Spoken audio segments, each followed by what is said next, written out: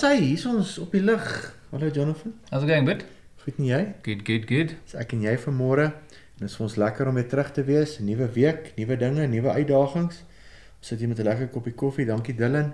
Thanks, bud. Ons wil so lekker gesels vanoggend saam met julle. En maar voor ons begin, kan ek vir ons bid? Yes, please. Daar sê. Vader, dankie. Ek loof en prys U naam vanoggend. Dankie vir die wonderlike voorreg om vanoggend te kan gesels saam met Jonathan en met wie ook al luister.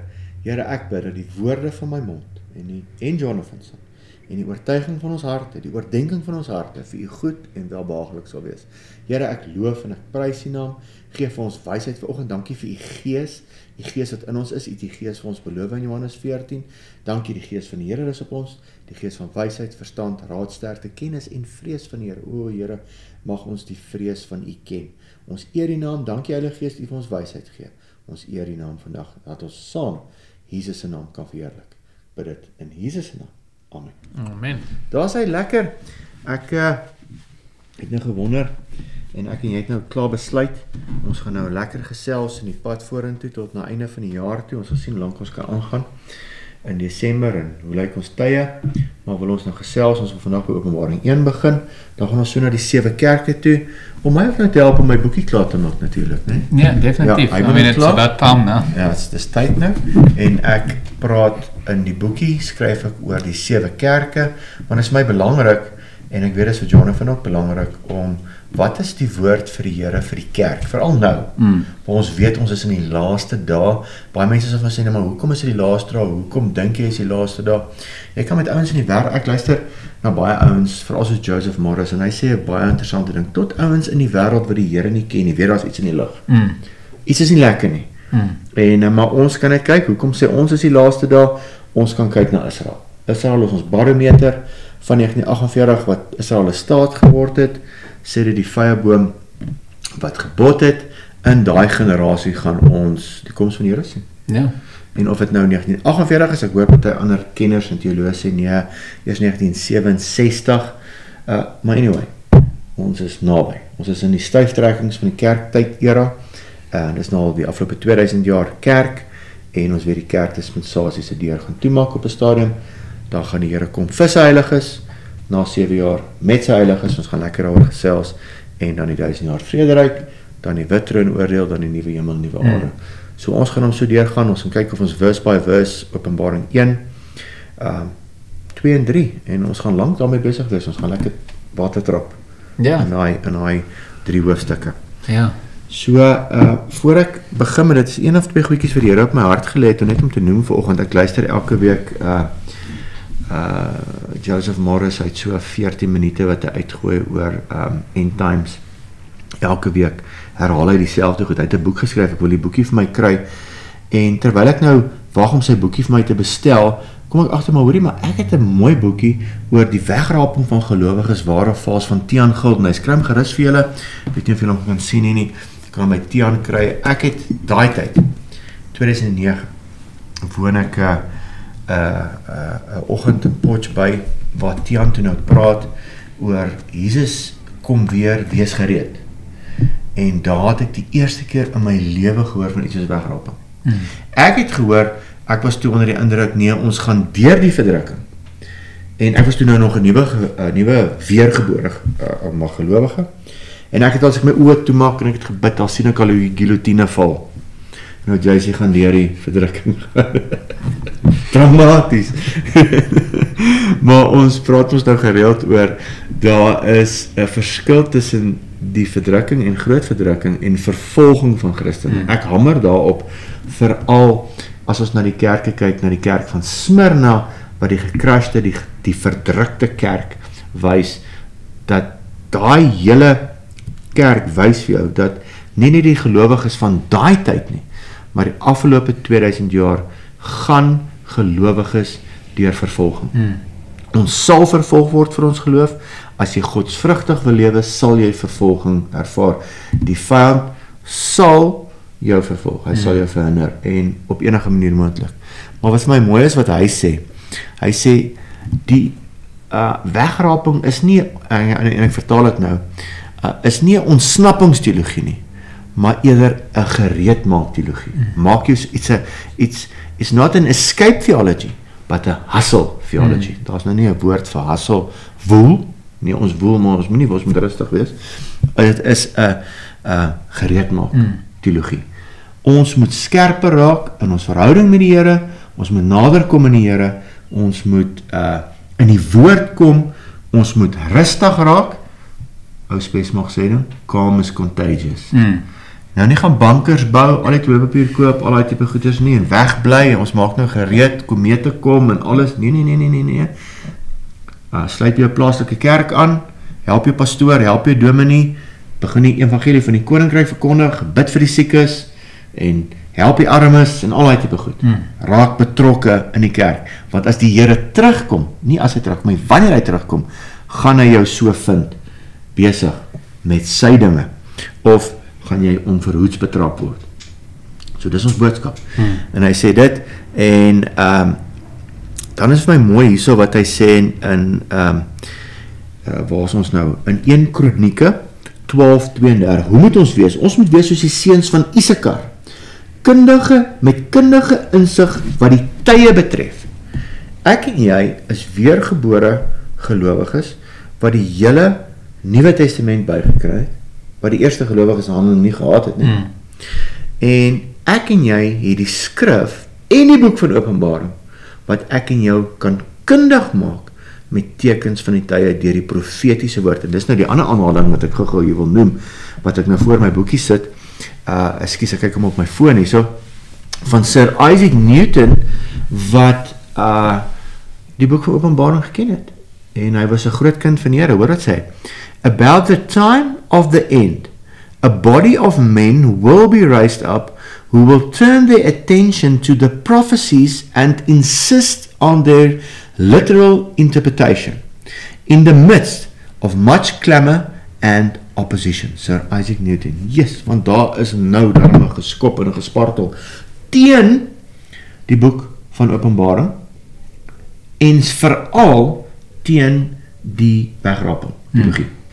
So, dit nou gesê, sê Joseph Morris ook elke week, demone het geweet, Jesus is op 'n skedule. Kom ons lees gou hierso in Matteus 8 vers 29, hoor hierso, dis vir my so, daar by die besetene van Gadara,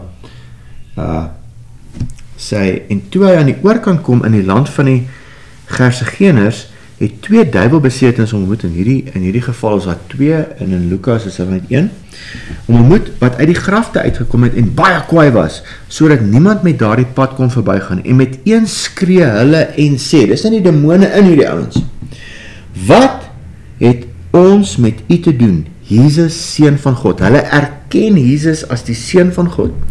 Het u hier gekom om ons voor die tyd te pynig? So selfs die vyand, die demone weet daar's 'n tyd. Jesus was op 'n skedule, daar's 'n tyd wat hierdie ouens gaan pak slaag kry. Hierdie demoontjies gaan pak slaag kry en dit gaan wees wanneer daai 7 jaar verdrukking klaar is, dan weet ons word die vyand Satan homself in die put toegesluit vir 1000 jaar en ek glo al sy gogga saam met hom. Ja, verseker. Ons is dit nie. Verseker. Jonathan, dis nou 'n mond vol, maar ons moet gereed wees. Ons moet in hierdie tyd ingaan wat ons skerper raak in die woord. Tyd saam met die Here spandeer. Jou plaaslike kerkgemeente help. Ons is deel van die kerk en raak betrokke. Kyk waar jy jou hand kan verleen. Ons is almal op 'n skip en almal van ons is besig om iets te doen op die skip. En wees besig, dien. Ons het nou die aand ons vrywilligers diner gehad. Om al die vrywilligers dankie te sê. Ons het nou so baie vrywilligers, ons kerk was nie so groot 'n jaar terug nie. Dis waar. Vrywilligers is nou soveel. Dis waar. Was 'n jaar terug.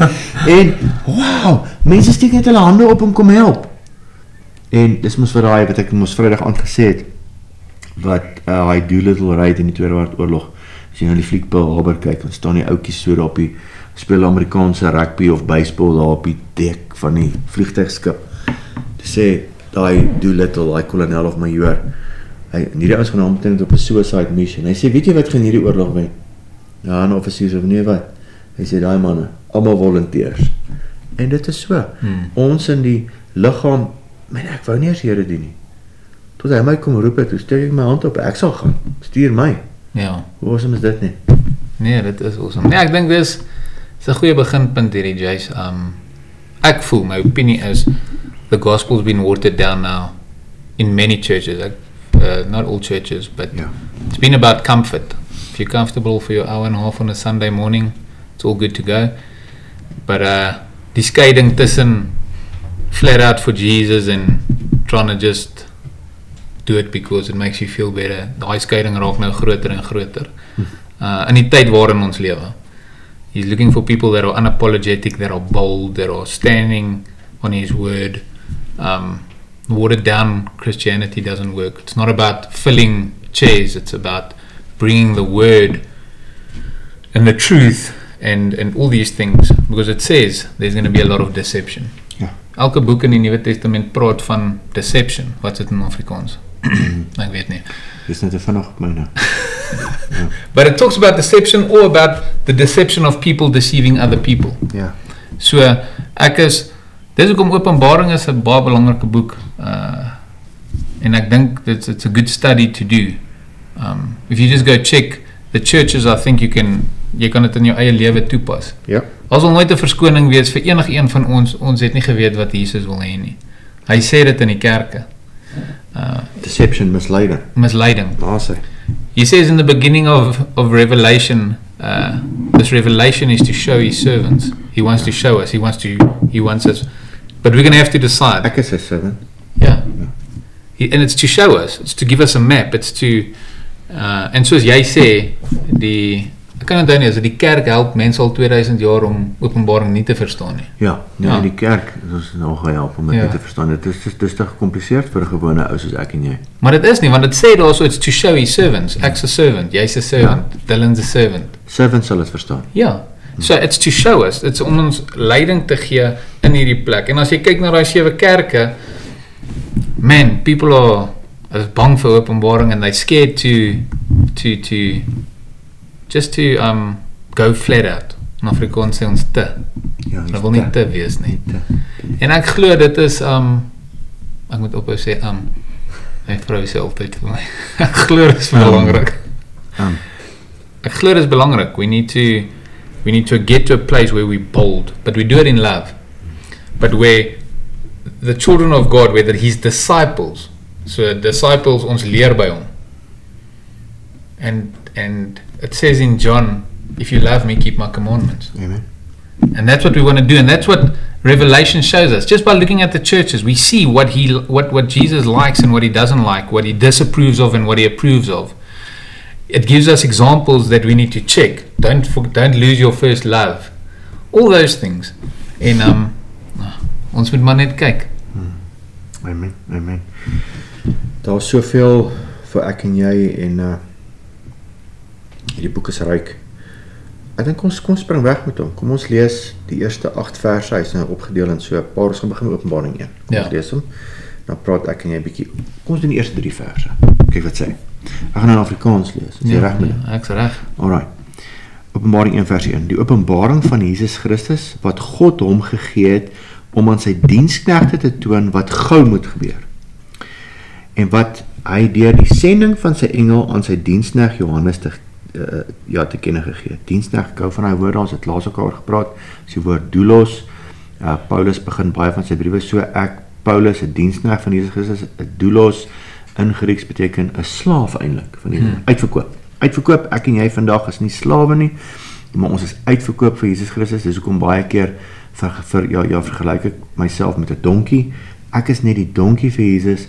Heilige Gees wat in my is, Jesus Christus homself, vat my. Ek vat hom na die toneel toe en hy kan sy ding doen. Ek praat nou 'n korreksie, jy kan my help, maar daai slaaf, is dit nie 'n slaaf wat dan vrygelaat is, maar hy wil 'n slaaf bly? Amen. Ja. Daar's hy. Bondservant. Daar's die Engelse woord 'n doulos, 'n bondservant. Yes, ja, is mooi daai. Aan sy Engels wat getuig het van die vers 2, wat getuig het van die woord van God en die getuienis van Jesus Christus alles wat hy gesien het. Ek moet net teruggaan na die eerste een toe. Die openbaring van Jesus Christus wat God hom gegee het om aan sy diensknegte te toon. Ons het nou net daaroor gepraat hierop. As jy sy diensknegt? Yes, ek sy diensknegt. As hy met die 7 kerke praat, dan vra hy, het jy 'n oor? Nou hoor, en vat in jou oor. Dis vir jou geskryf. As jy oor het om te hoor, luister wat die Gees vir die gemeente sê. Dit nie awesome nie. Nie awesome nie. Ek is sy diensknegt. Dis vir sy diensknegt geskryf. Nou wil teoloë sê, of kerke sê, hierdie kerk doen nie openbaring nie. Hoe nie? Hoe nie? Ons moet dit doen. Nee, ek het al een verskoning gehoor, ons leer nie vir ons mense dit nie, want ons is bang, hulle gaan nou net in hierdie mentaliteit in van eindtye. Ek sien die mentaliteit van eindtye, maar ons preek koninkryk, ons het nou rond die healing aand gehad, ons doen healing, en awesome healings wat plaasvind, ons bou ons kerk, ons gaan aan. Weet jy wat Jace, hy sê, occupy till I come. Ja, That word occupy means do business until I come. Go, as ek weet hy kom môre plant ek nog steeds vandag mielies as dit genoeg gereën het. Ja. So it's occupy till I come. Do business till I come. And it's not that we want to escape. That's not the theology. It's not an escape theology. It's not the theology. The theology is we occupy till he comes, but we're ready. If he's coming today, we're ready. Ja. And we're living like we're ready. It's interesting to check on those churches how many times he says, I see your works. I see what you're doing. Hoor hierso, elke kerk gaan voor die Here staan. Elke leier van elke kerk gaan voor die Here sien alles wat ons doen. Gaan voor die Here staan en een ou sê die 7 briewe is soos jou rapport wat jy kry, einde van 'n kwartaal. Baie mooi, ons sien jou biologie, jou wiskunde, al daai goed lyk my, maar ek is bietjie bekommerd oor jou aardrykskunde. Weet jy wat doen jy vandag nie? Ek sien jy wankel bietjie daar. En dis hoe hierdie briewe geskryf is. Weet jy, daar's van daai kerke wat Jesus niks goed van te sê. Dis scary. Nee, dit is scary. Daar's 2 kerke wat hy glad nie meer raas nie. Ons gaan aan kyk. Vers 3 wat vir my mooi is. Salig is hy, geseënd is hy, sê van die nuwer vertalings, wat die woorde van die profesie lees. Openbaring sê hy is 'n profesie. En die wat dit hoor en bewaar wat daarin geskrywe is van die tyd is nou. Salig is jy as jy dit lees, hoor en bewaar. Dis my. Dankie Here vir u boek, u profetiese boek, Openbaring, wat ek nou hoor, lees, hoor en gaan bewaar in my hart. Want dit is soos wat 2 Petrus hoofstuk 1 sê, dis die lamp wat in 'n donker plek skyn. Dis my mikpunt. Ek weet, maak nie saak hoe erg dit nou gaan, in die wêreld, in die kerk, in ons dorpe, in ons land, met chaos van korrupsie, potholes, Jesus wat uit skole uitgevat word, al die goed nie, daar's 'n lamp wat skyn op 'n donker plek. En wat is daai lamp? Nie 'n mens nie, die woord van God, Jesus Christus. Amen. Ja, so dit is net sy introduction. Nou groet hy die volgende opskrif, greeting to the 7 churches. Vers 4, Johannes aan die 7 gemeentes in Asië. Genade vir julle en vrede van hom wat is, wat was, wat kom, en van die 7 geeste wat voor sy troon is, en van Jesus Christus, die getroue getuie, die eerstgeborene uit die dode, en die owerste oor die konings van die aarde. Ons gaan dit baie lees in die briewe. Hy is die owerste van die konings oor die aarde. Gaan lees Psalm 2. Sy scepter. Hy gaan oordeel oor almal oor die aarde. Nie vir my en jou nie, want ek en jy is klaar betaal vir my en jou met die bloed van Jesus. Hoe mooi is dit nie? En dis wat ons nie verstaan nie. I mean, as jy baie denominasies ingaan, dan beskou hulle die wit troon oordeel, ons gaan ook daar staan. Nee. Daar gaan die wêreld staan en almal wat Jesus nie gekies het nie. Ja. En selfs die gevalle engele, hulle gaan ook. Daar gaan nou 'n gewene geknars van tande wees. Maar ek en jy gaan nie daar wees nie. Hy gaan sy oordeel, ek en jy is klaar betaal voor. Hy het sy oordeel op Jesus uitgehaal aan die kruis. Vir my en jou. Almal wat in hierdie kerktyd, in hierdie afgelope 2000 jaar, die genade tydperk aanvaar het en bely het, dat Jesus Christus die Seun van God is, dat Jesus Christus vir my sonde sterf het. Ek aanvaar dit, ek glo dit met my hele hart. En dan word ek weergebore En God se gees wat hy beloof het in Johannes 14, kom in my woon en my gees word gewederbaar. En ek laat my doop. En ek is deel van die kerk van Jesus Christus al 2000 jaar oud is. En hoor wat sê vir my, hier is my baie belangrik die volgende. Ek gaan eers gou weer vers 5, want ek het nou 'n bietjie draad verloor hierso. Vers 5 is, en van Jesus Christus die getroue getuie, die eerstgeborene uit dood, ons nou daar gepraat, en die owerste oor die konings van die aarde, aan hom wat ons lief gehad het en ons van ons sondes gewas het in sy bloed. Ons sondes is klaar gewas. Hoe gaan ek en jy nou nog geoordeel word in daai 7 jaar, veroordeel word, voor die wit troon staan, word ons geoop, waar? Ja. Jonathan, dat mense nou kan dink, ons gaan daar staan met die res van die sondaars van die eeuwe. Gaan ek jou daar staan, die bruid gaan ook daar staan. Die kerk gaan ook daar staan. Ons gaan nie daar staan nie. Ons gaan saam engele oordeel. Zoals Paulus sê, kom beklei hulle so onder mekaar. Weet jy nie dat ons gaan saam in daai tyd engele oordeel nie? As ons nou nie oor die weg kan kom, hoe gaan ons in daai tyd in agreement kom? Wie gaan? Weet nie. Wie nie. Kyk, nee, dan vers 6 spreek my nou dit nou nie mis nie. En ons gemaak het, hoor nou vir ons, sy diensknegte, Johannes een van hulle, en ons gemaak het, konings en priesters vir sy God en Vader, aan hom, die heerlikheid en krag tot in alle ewigheid, amen.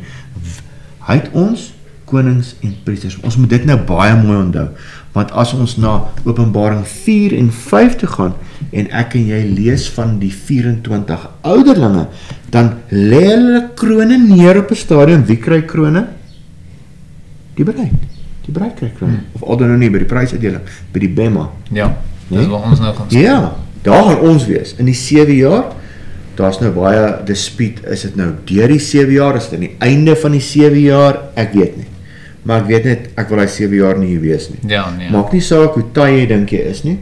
Jy weet nie waarvan jy praat nie, want jy moet asseblief tog net gaan lees van die 21 oordele wat op die aarde kom, en jy wil nie hier wees nie. Jy wil nie hier wees nie, want you're going to be very lucky to escape that. Wat ook al, jy wil nie wees as God die aarde kom skud nie. Ja.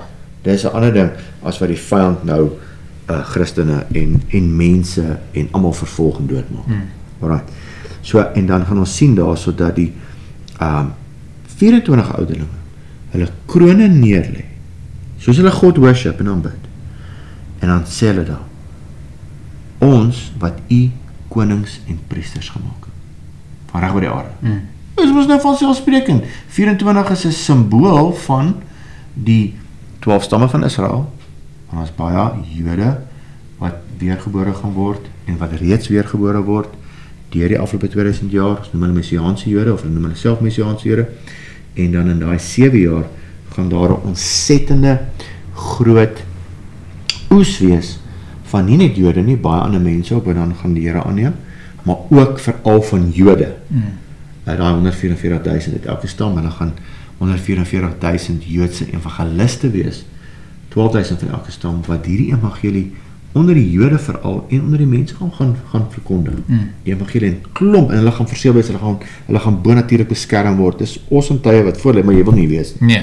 Maar daai ouens word dan aangestel en dit verteenwoordig die 24, die 12 stamme, en dan nou natuurlik ons, die kerk, wat natuurlik die 12 disciples of 12 apostels dan nou verteenwoordig. 24 simbool van oorwinning, 12 autoriteit. So ons kan daarop ingaan, maar ons daar is. Kyk, hy kom met die wolke, en elke oog sal hom sien, ook hulle wat hom deursteek het. Dit is met sy wederkoms. Eers kom hy vir sy gelowiges, dan kom hy met die wederkoms. Dan gaan almal hom sien. Elke oog sal hom sien, ook hulle wat hom deursteek het, en al die geslagte van die aarde sal oor hom rou bedryf. Ja, amen. Dan word dit sê so in vers 8. Ek is die Alpha en die Omega, die begin en die einde, sê die Here, wat is en wat was en wat kom, die Almagtige. Is dit nie awesome? Oh man. That's powerful. What an intro. Wat my Engels? Very nice. Ja, dis kragtig daai. En ek dink dit is hoekom ons moet tyd spandeer in die woord, en soos jy sê, ons moet skerp wees. Ons moet vlamskerp wees in hierdie tye. Hy sê mos in 1 Timoteus 2, die woord van die waarheid reg sny, Timoteus. Ons moet vlamskerp wees. En die enigste manier hoe jy dit gaan doen is tyd in die woord, tyd met die Here. Niks kan daai plek vat nie. Nie 'n sermon nie, nie 'n podcast nie, daar's niks wat daai plek vat nie. And I think many believers have been lulled into this thing of I'll just listen to something or I'll look at something and it's still biblical, it's still Christian, it's still all of those things, but it's not the word like it is over here. And we need to stay super sharp, flameskerp in these times. Ek dink is maandagoggend het my Engelse boodskap uitgegaan het van The Quiet Place. Gepraat het. En syne is mos nou daar in Zambia waar Livingstone se graf is.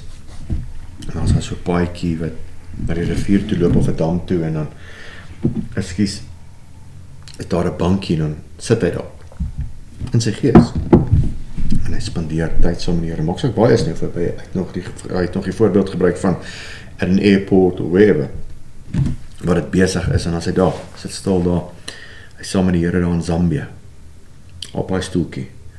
En dan eers flight so en dan staan hy op en dan is dit nou tyd om te gaan vlieg, jy weet want lull out of daai plek. En ons almal met daai plek. Of jy daai plek het in die oggend, in die aand of wherever. Kry net 'n plek. Kry net 'n appointment.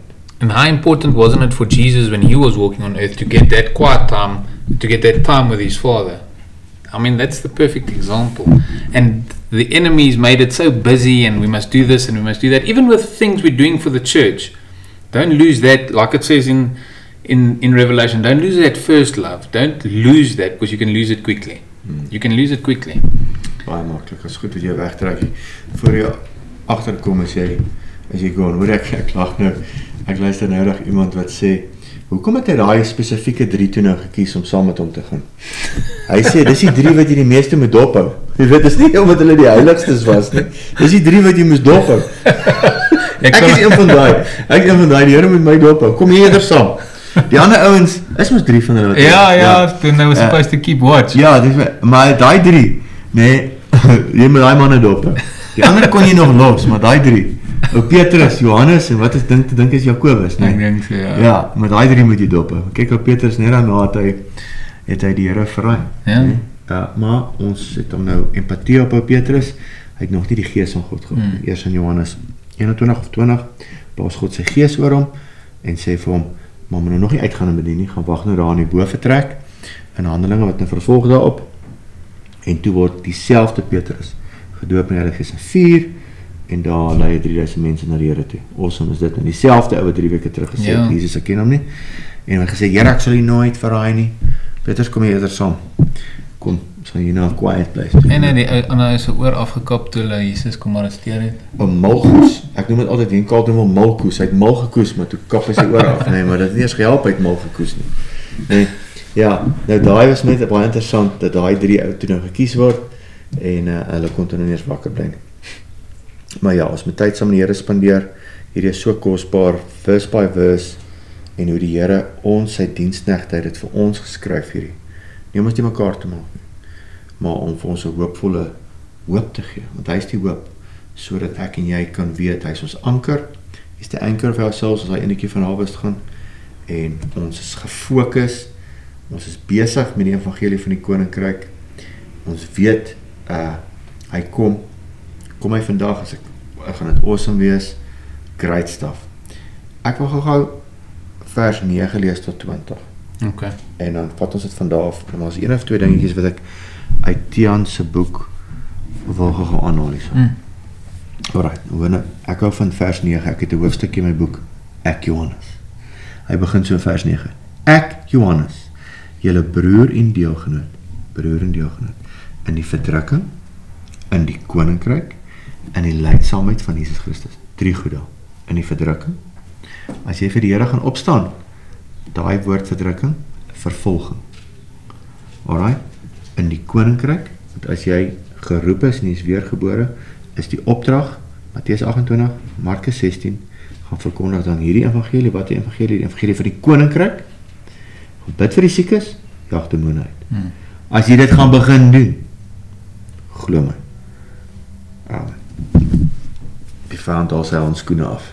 Ja. En hy slat met die oop vuis. Ja, dan. Nee? So selfs arme Paulus gesê het, hy engel van die Satan is afgesonder om my met die vuis te slaan.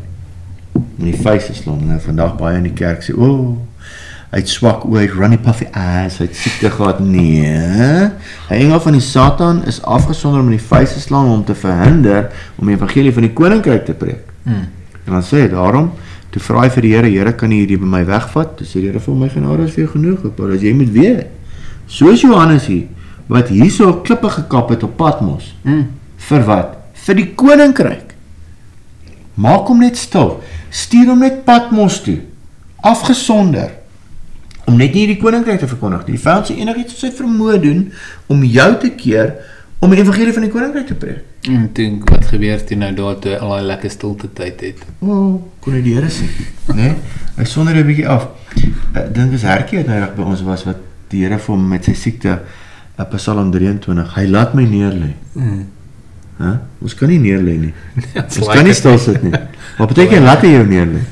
So, ek Johannes, julle broer en deelgenoot in die verdrukking, in die koninkryk en die lydsaamheid van Jesus Christus. Jy gaan met geduld hê, my boetie en sussie luister vir my. Jy gaan met geduld hê in die koninkryk.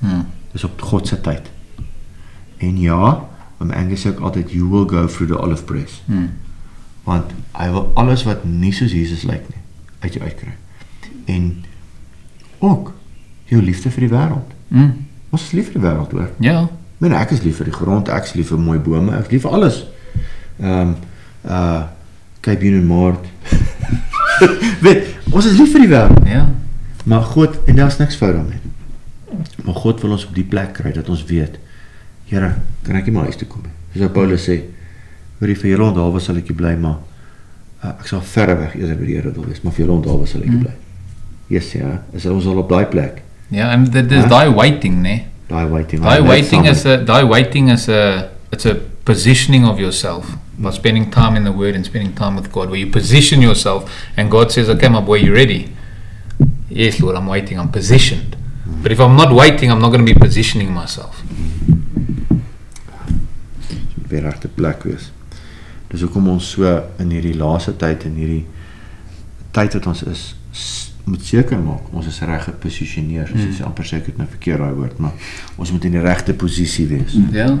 Nee, hoe gaan die Here, as hy nou kom, gaan hy nog geloof het? Ek meen, ons moet nog na die skrifte toe gaan. Wat bedoel hy daarmee? Here, ons het mos nou geloof. Gaan nie geloof hê nog in my woord? Gaan nie geloof hê in die profetiese woord? Gaan nie geloof in my boek van Openbaring hê? En nou is dit mokkers en spotters wat almal spot.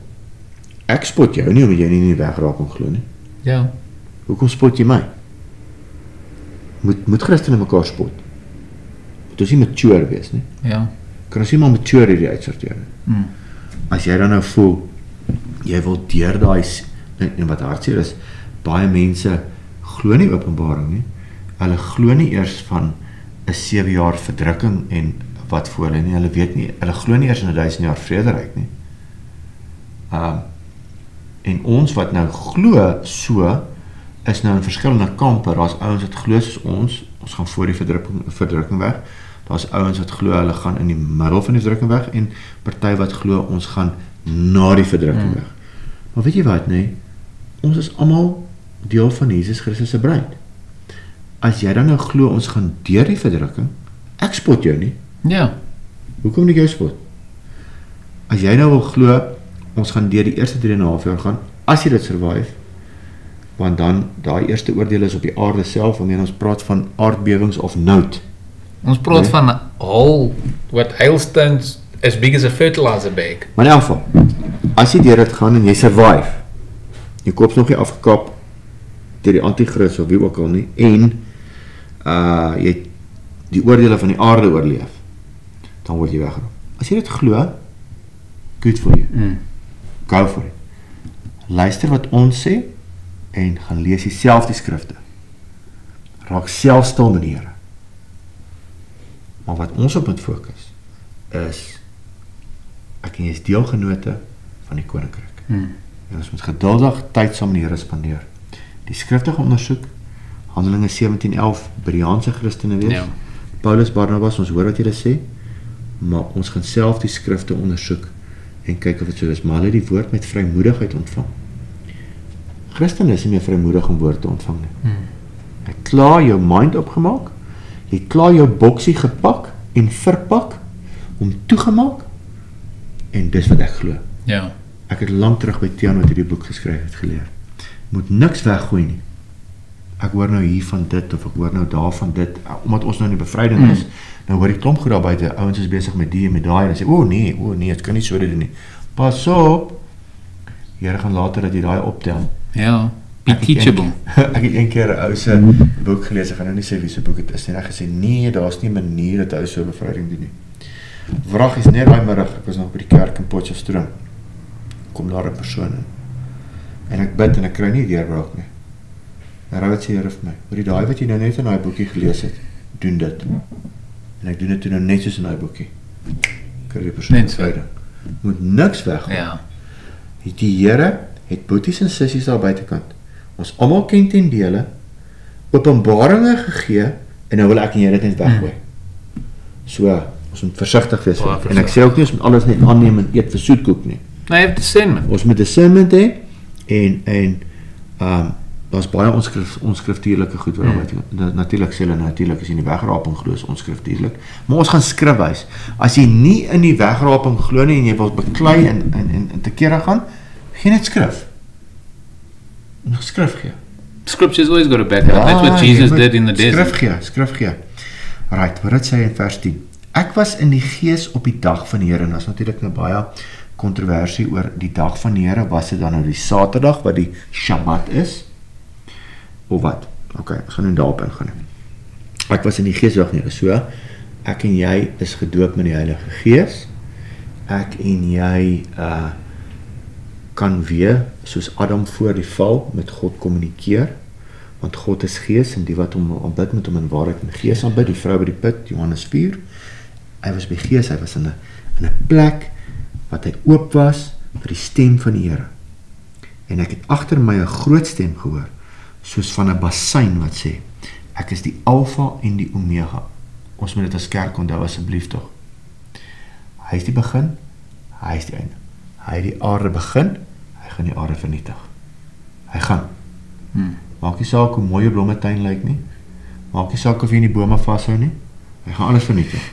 En ons gaan alles nuut maak, nee? Ja. Jo. Nee? Sjoe, hy is die begin en hy is die einde. Here, ek glo met my hele hart, u die aarde gemaak in 6 dae en op die 7de dag het u gerus. Ja, awesome is dit nie.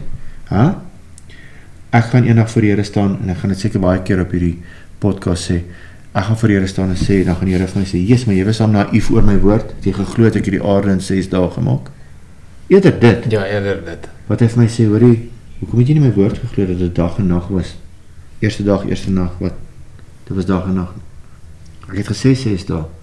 Nou het jy gesê, nee, daar was evolusie, en dit was 6 tydperke van 1 miljoen jaar elk, en. Ek weet nie. Don't complicate it, en hierdie woord was al lang al hierso voordat jou brein ontwikkel het. Ja. Tot waar jy nou is met al jou studies. Niks fout om te studeer nie. Ek bestudeer God se woord elke dag. Ek swat ander ouens se goed oor die woord op. Ek doen dit elke dag. To show myself approved. Yes. Nee? Good. Hou aan om God se woord te bestudeer. En God het baie ouens al voor ons tyd uitgestuur wat diep kennis het van die woord. Leer by mense. Dis nie fout, maar vra vir die Here om jou te guide. Ek is die Alfa en Omega, die eerste en die laaste, en skryf wat jy sien in 'n boek en stuur dit na die 7 gemeentes. Nou, dat is nou baie dan, het hy 7 boeke geskryf, was dit 7 aparte briewe? Ek weet nie. Ek dink hy het 1 boek geskryf, en dis gekopie. Ek weet nie, maar ek gaan nou nie kwaai op dit in nie. Glo my, elke kerk, daai 7 gemeentes het elkeen 'n boekie gekry. Ja. Alright, good. Wat in Asië is, na Efese, Smyrna, Pergamum of Pergamus, Thyatira. Jy sien, ek ken ek nou, ek skryf nou boeke oor. Sardes, Philadelphia en Laodicense. In daai volgorde baie belangrik. Hoekom hierdie 7 kerke ons gaan nou kyk? Daar was meer as 100 ander kerke. Waar is die kerk van Rome? Waar is die kerk van Jerusalem? Waar is die kerk van Antiochia? Toe hulle uit Jerusalem uitvlug was Antiochia die hotspot. Ja. Hoekom hierdie 7 kerke en hoekom in hierdie volgorde? Goeie vraag. Ja, God skryf niks van dit nie. Alles is in hierdie woord met detail geskryf. Ons God is 'n God van detail. He's a God of detail. I said the devil's in the details is a bunch of nonsense. Nonsens man, weet jy wat Jonathan, jy wat nou in die natuur is en boer, net in creation die detail. Ja, nee. Ek het een keer ou gehoor nou, wat sê, want ek is nou kwaai met gras gedis. Nog nooit kon die mense gras maak, saad, ons kan al saad maak. As jy daai saad strooi, dan groei daar grasies. Maar die mens kon nog nooit 'n saadjie maak wat 'n ander saadjie maak. Ons kan 'n saadjie maak, daai saadjie sal groei, maar hy kan nie 'n ander saadjie maak. Maar God kan 'n saadjie maak wat 'n ander saadjies maak. Nee, en die mens kan nie eers 'n grassaadjie maak wat 'n ander saadjie. Nie 'n grassaadjie nie. Nee. Dis He's big on the detail. Dis wonderlik. As jy net kyk hoe is alles geskape, dink ek noem jy dit in Afrikaans. It's amazing. It's amazing. En alles wat lewe kom uit saad uit. Alles wat lewe kom uit saad uit. Sure. Nee? En dus kom ek gesê het in Genesis 3, dan sal daar oorlog wees van die saad. Interessant.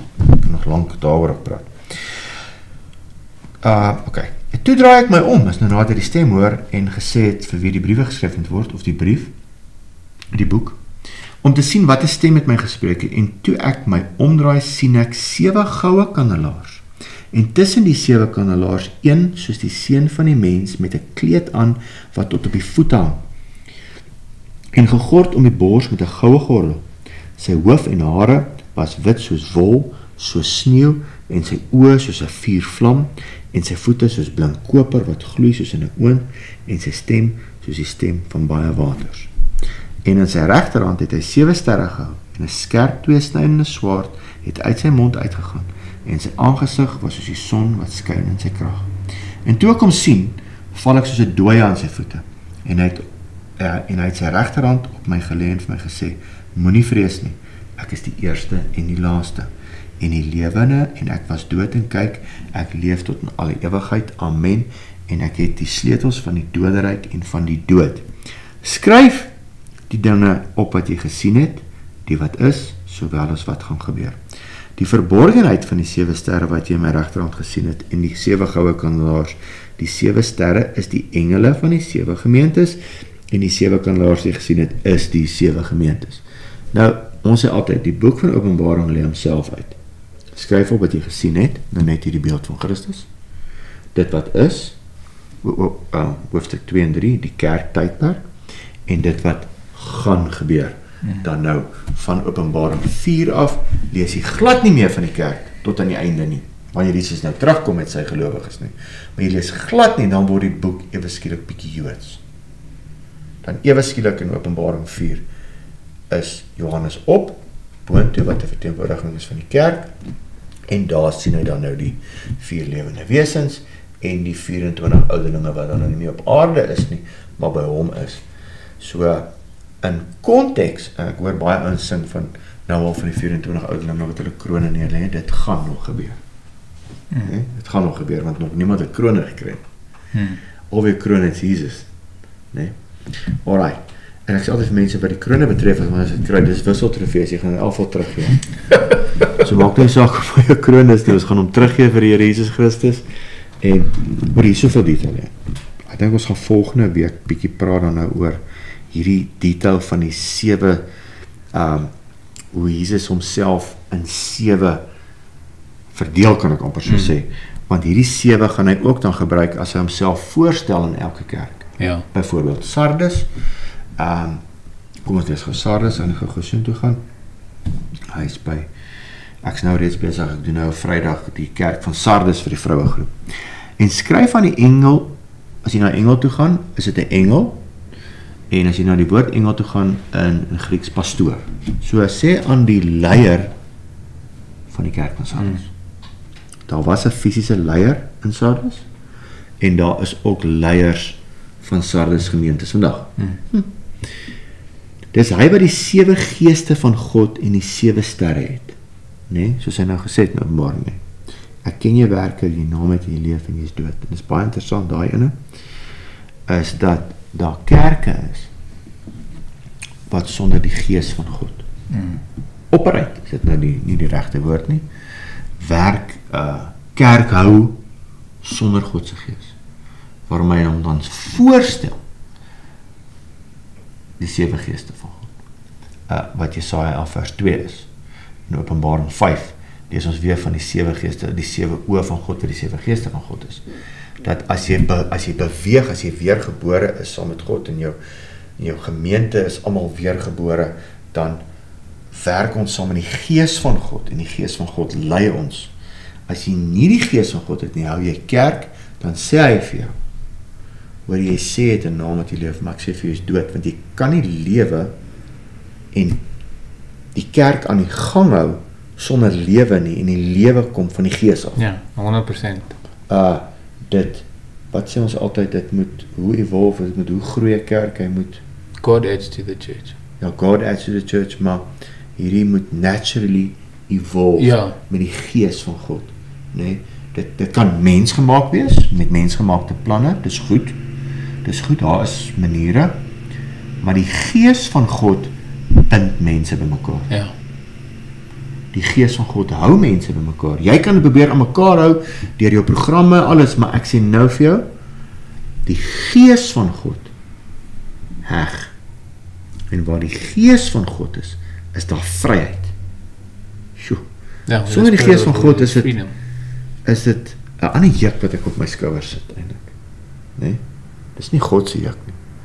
Sy juk is sag, sy las is lig. Maar sodra mense met sisteme, dan is dit swaar. Dan sê ouens, yes, daar weer vanaand meeting. Dis ook wat so belangrik is om na die kerk en Handelinge te kyk. Hulle was nie, ek weet baie mense sê run a church like a business, but I don't see it that way. Ja, sorry, ek ook. Dis nie my opinie op dit nie. Let's go back to basics. Ja, skriftelik in die kerk van Handelinge was dit nie 'n besigheid nie. So I think that's where it becomes, if you've got too many systems in place, and systems, God is a God of order, so there are things, we've also got systems, but you got to watch out for making it a corporate kind of a thing. It's not, ek voel that it takes focus away from the Lord. En hoekom? When you do that. Want jy sit jukke en laste op mense wat te swaar is.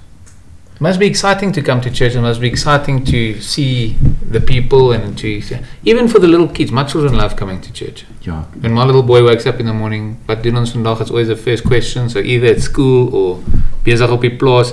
Maar Sondag loves it. Ja. En dis belangrik. En Jonathan, die ander ding is nee, ek het nou iets gesê, het totally slipped my mind nou oor die kerk. Maar rarig, as moet terugkom Handelinge toe sê, die gees van God, en waar die gees van God is daar vryheid, en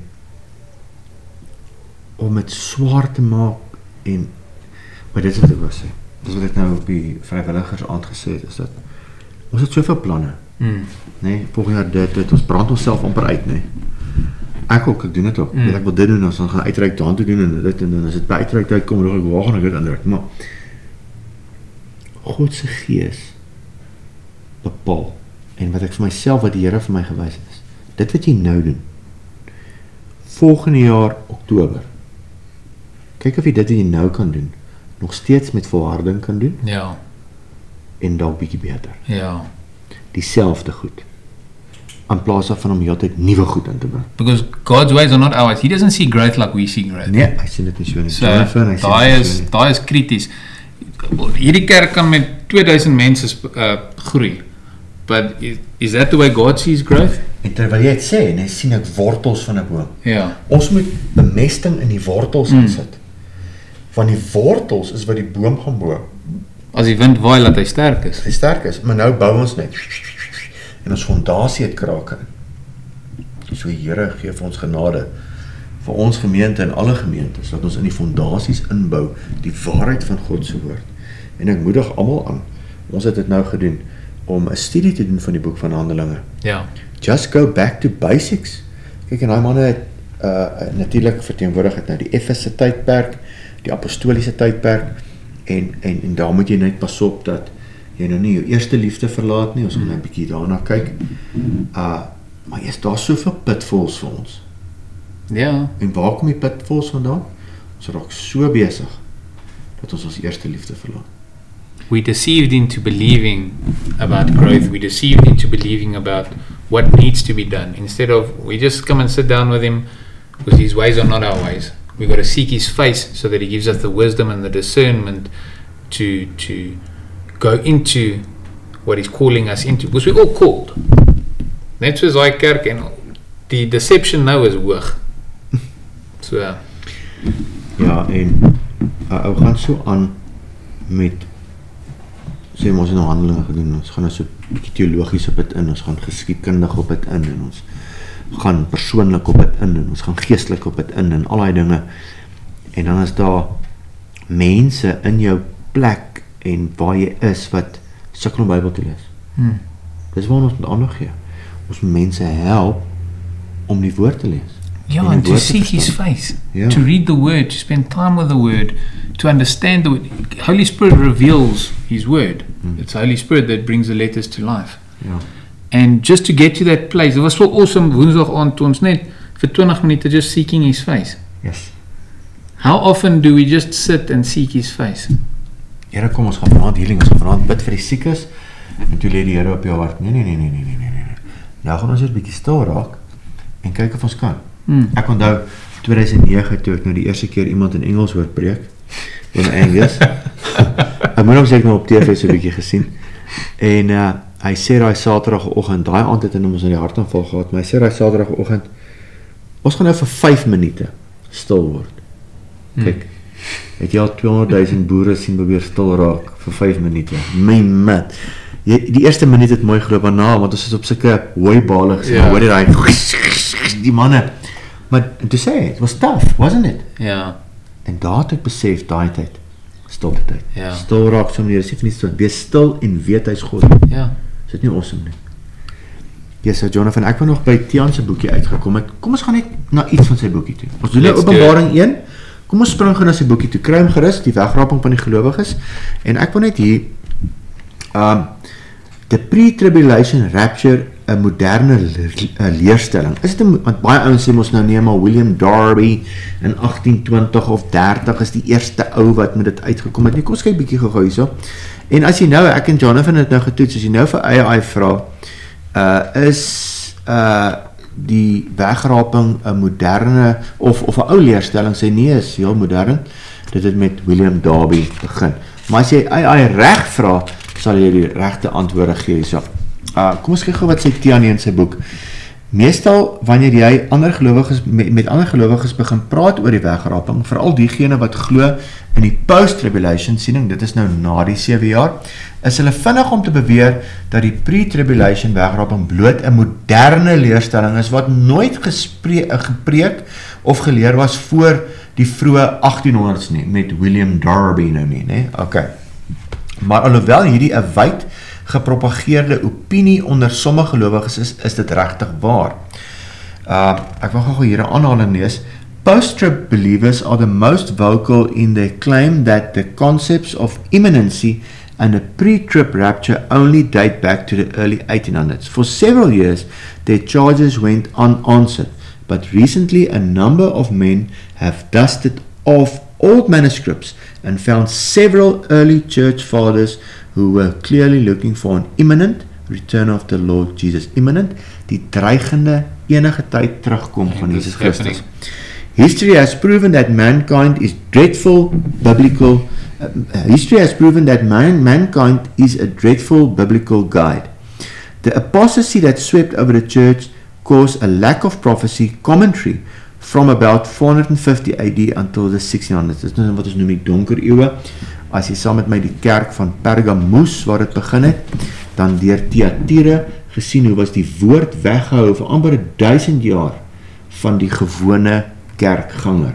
Hulle het nogal die woord in Latyns gekry, en dis ook albei hom kon kry, en net die ou priester, of daai manne kon Bybel sê, en toe, vir 1000 jaar, hoor ouens nie die openbaring en die waarheid van die profesie nie.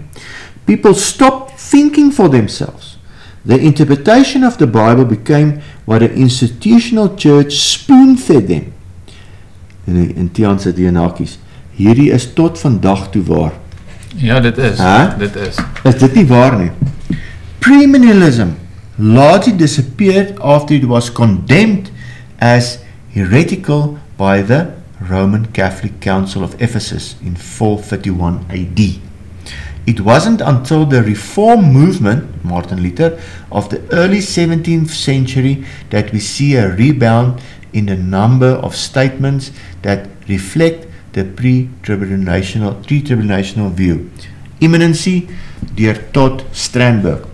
Nou, Tiaan sê so, uit hierdie aanhaling sien ons ook dat die wegraping voor die verdrukking nie 'n leerstelling is wat deur die Rooms-Katholieke Kerk geleer was of in geglo was nie, want dit is juis hulle wat dit verban het en verbied het dat dit gepreek mag word en gepoog het om die leerstelling se muur dood te maak, reeds so vroeg as 431 voor Christus, na Christus, in een van die groot raadsvergaderings Council of Ephesus. Nou, indien hierdie leerstelling van die wegraping verban was by die raadsvergadering van Efese in 431 na Christus, hoe kan mense sê dis 'n moderne leerstelling?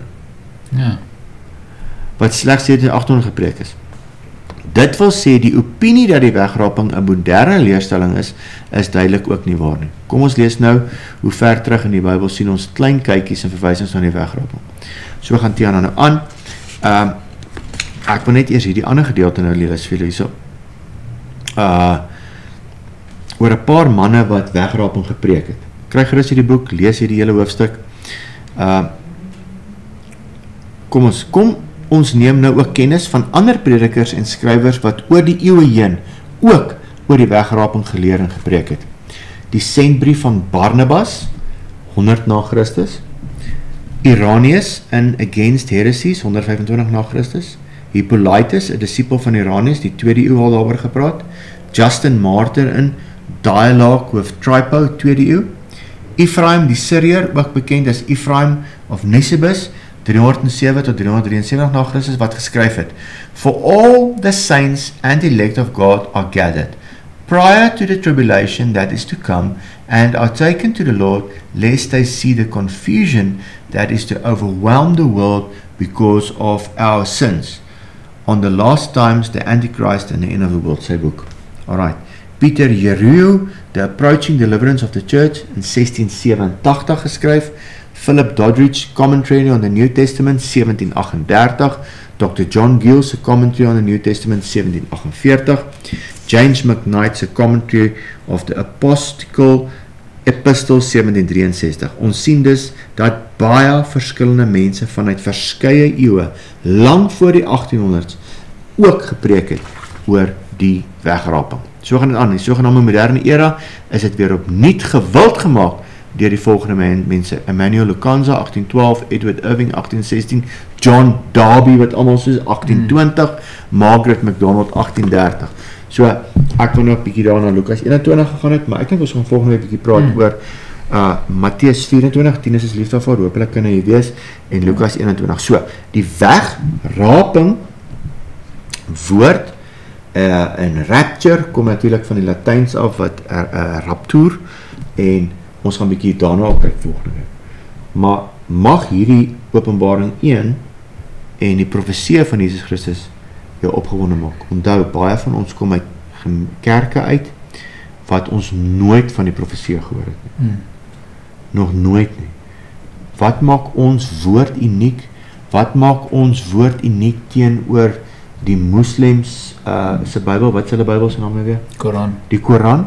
Daar's nie een profesie in die Koran nie. Maar ons Bybel is vol profesie, net oor Jesus Christus se eerste koms.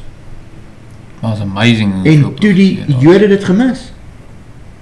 Hy sê vir hulle, julle kan nie weer en alles dophou, maar toe die seun van die mens kom, het julle my gemis. Dis verskriklik. Mag ek en jy nie mis wat die Here vir ons gee nie. Gaan lees Openbaring 1. Ek gaan volgende week bietjie ingaan op hierdie vision of the Son of Man. Hoekom is sy voete blinkkoper? Wat beteken dit? Hoekom is sy oë soos vuurvlam? Die swaard, al die goed, die goue kandelaars, kleed aan wat op sy voete hang, gegord met die borsgoudgordel. Hoekom? Niks is verniet geskryf. Ja, niks is. Alles het 'n rede hoekom dit geskryf is. Nee, hierdie maak my baie opgewonde en ek dink ons gaan vir die volgende rukkie vassit in Openbaring 1, want ons wil bietjie gesels oor Matteus 24, toe Jesus dan nou met sy disippels praat oor wanneer gaan hierdie dinge dan nou gebeur. Ja. En Lukas 21, en wat is die verskil tussen Matteus 24 waar hy met die Jode praat en die vernietiging van die tempel en met my en jou praat oor die einde van die aarde. Daar is 'n verskil. In diepte daar kan ons dan na dit gaan kyk. Sounds good. Vir my En dit is bitter belangrik dat die openbaring is vir almal. Genuinely vir almal. It even gives us, it's telling us, ek gaan dit weer sê, he shows us what he likes and what he doesn't like. En we must be ready, we must be ripped and ready to go. Ek sê, it's that time of just being comfortable is dangerous. It's dangerous. Ek lag net toe sê, ripped and ready to go. Ek lees vanoggend Adam Tas, die sanger, sy gitaar is gesteel, en hy sê, die gitaar is so oud soos hy, en hy sê, die gitaar is gerip soos 'n lokasiebrak. Jy weet, dis 'n maar hond daai, hoor. Ek was lank in die polisie, en ek moes in die woongebiede werk, daai tyd voor 1994, en kyk, daai honde het swaar gekry. Ja, nee, kyk. En kyk, hy honde leef op enig iets wat hulle kry. So, dis nou maar net 'n grappie daar op die einde, maar, yes, Jonathan, hierdie is diep, hoor. Ek sê vir jy sê, mag hierdie jou net opgewonde maak, oor hierdie. Ek en Jonathan is net 2 mense en tieners wat hier by ons is net 3 manne wat lief is vir God. Ons is lief vir God en ons is lief vir God se mense. Ons is eintlik lief vir alle mense. En ons wil graag hê alle mense moet tot die kennis van God se woord kom soos God ook. God is lief vir mense. Matteus Openbaring 24 Matteus, ek is nou oral, ek is nou al die einde van die Nuwe Testament, maar ek wil in die Ou Testament toe. Psalm 24 sê, die aarde en die volheid daarvan alles, en almal wat daarop woon, behoort aan God. Ja. Want God het alles gemaak, hy het dit gegrondwys op die waters, op Psalm 24. God is lief vir mense, mag ek en jy, soos ons hierdie goed hoor, en die dringendheid en die dreigendheid van God se koms, terug om sy bruid te kom haal. Mag ons bruid wees, mag ons waardig geag wees, om bruid te wees. Matteus 25 gaan lees gerus van die 10 maagde. 5 was wakker, 5 het geslaap. 5 se lampe was vol met die gees van God, wat die gees van God verteenwoordig, 5 was nie. En al daai is net na Matteus 24, wat oor hierdie goed praat. En mag ons wakker wees, mag ons lampe vol wees, mag ons gefokus wees op die evangelie van die koninkryk. Bid vir siek mense. Jy het verniet gekry die gees van God. Hierdie genesende krag van Jesus Christus, deur sy wonde aan ons aan die kruis, is daar vir mense vir genesing. En ons moet bid vir siek mense. Ons moet mense help om bevryding te kry van die leuns wat hulle glo. Ek glo dis die nommer 1 bevryding, is dat mense die waarheid ken en die waarheid sal hulle vry maak. Johannes 8:32. Mense hoor die waarheid en die waarheid maak hulle vry. And I just want to challenge people that, ek weet almal, jy weet Openbaring is 'n baie controversial boek vir baie, but I just want to challenge you to read it, spend time, ask Holy Spirit to open things up to you. He wants us to dig in His Word, to seek His face like treasure. En as ons bietjie grou gaan ons, you're going to find jewels that you couldn't even imagine. So I want to challenge you with that. Whether you think the rapture is real or not, take the time and ask Holy Spirit to reveal His Word to you. Dink ek. En wat jy nou gebruik hier oor daai controversial, raak bietjie controversial. Ja. Staan vir iets. Stand. Dis ons daai ding wat in hulle gestuur het van ander woord. If you stand for nothing, you fall for everything. Ja. Staan vir iets. Hoop skaam wees. And be unapologetic. Jy weet, ek hoef nie jammer te sê omdat ek die woord glo nie. Nee, dit is wat dit is. Vir geen mens nie, want mense kom en gaan, Jonathan. Ja. En ons doen dit in liefde. He wants us to do it in love, so we do it in love. We want to do it in love because we love him. We want to be obedient to him. And we do it in love, we go out in love, but we don't need to apologize for believing his word, standing on his word. Ons kan nie om verskoning vra nie. Maar ek is opgewonde. Ek dink ons gaan we're going to wrap it up. Yep. Let's do so. En party van hierdie podcast gaan bietjie langer wees as die ander. Druk maar pause, gaan maak 'n teekie en luister hom verder. Dis wat lekker is van 'n YouTube videoetjie of 'n podcast. Jy kan hom pause en jy kan nou weer luister en as jy iets gemis het, gaan luister dit weer. So volgende week gaan ons dan 'n bietjie praat oor Matthew 24. Johnny Cash die liedjie. Matthew 24 is knocking on the door. So dis nogal mooi. Ek wonder of ons hom kan kry om te speel. Ek kyk hierso na Dylan, as kyk ons hom kan, maar dis 'n mooi liedjie, ja. Hoor hierso, dis vir my lekker gewees Jonathan om saam met jou te kuier oor die woord. Dankie Dylan. En Jono, ek het geopen, wil jy vir ons toemaak? Ja. Dankie. Thank you, Heavenly Father, for today, Lord. We thank you for this rain that's falling outside. We just thank you for all your blessing and your goodness and your grace. And we just thank you that we can spend time in your word. Lord, I pray that we'll always be humble, that we'll always be teachable. And I just thank you that that Holy Spirit, you bring your word to life and you reveal and you show. And I pray that we'll have this fire. People listening will have this fire in their hearts for more of your word, to dig deeper, for you to reveal your word, Lord, that we'll behold your face and to seek your face. And we thank you for the book of Revelation, that there's so much that you give us here. Thank you that we'll always be humble and contrite, Lord, that we'll seek you. So I thank you for today. We glorify your name, we honor you, and we love you, Jesus. We pray this in Jesus' name. Amen. Amen. Ja, en vanaand spring Tinus weg met 'n lekker reeks oor die tussenposes. Ek wonder waar het 'n laai woord gekry. Ek ken dit net as interludes. Die interludes. En hoe opgewonde, dit gaan lekker wees. Tinus gaan dit vanaand aanbied. Dis eintlik een van die redes hoekom hy nou nie hier is nie. Hy berei voor vir vanaand.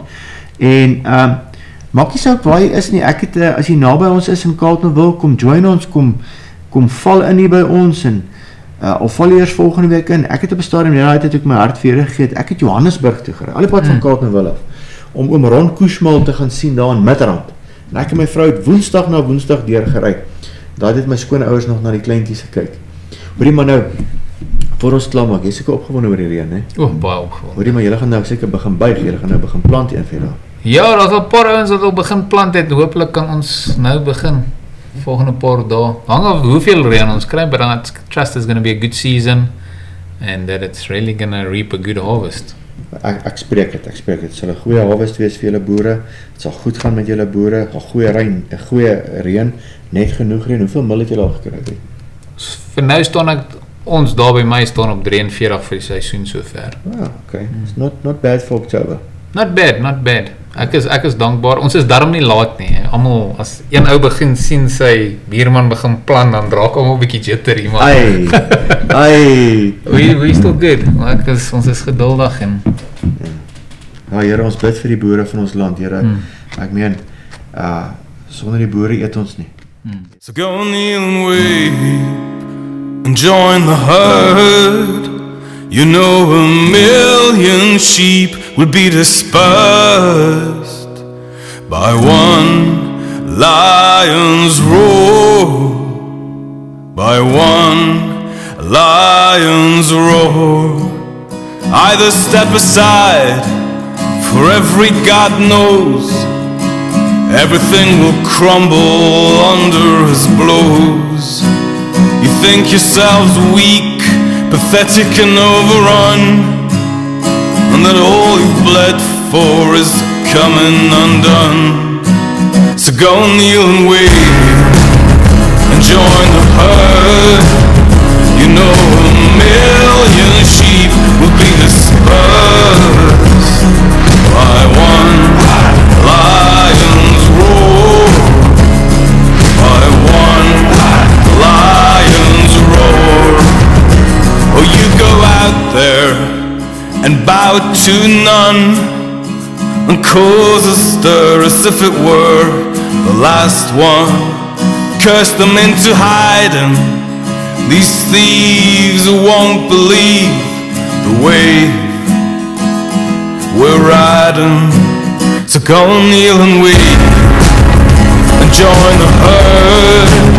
You know a million sheep will be dispersed by one lion's roar, by one lion's roar.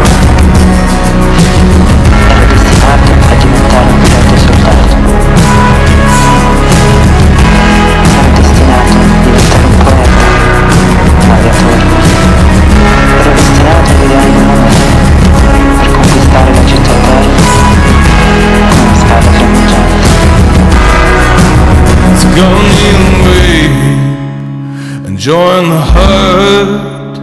You know a million sheep will be dispersed. Go kneel and wait and join the herd. You know a million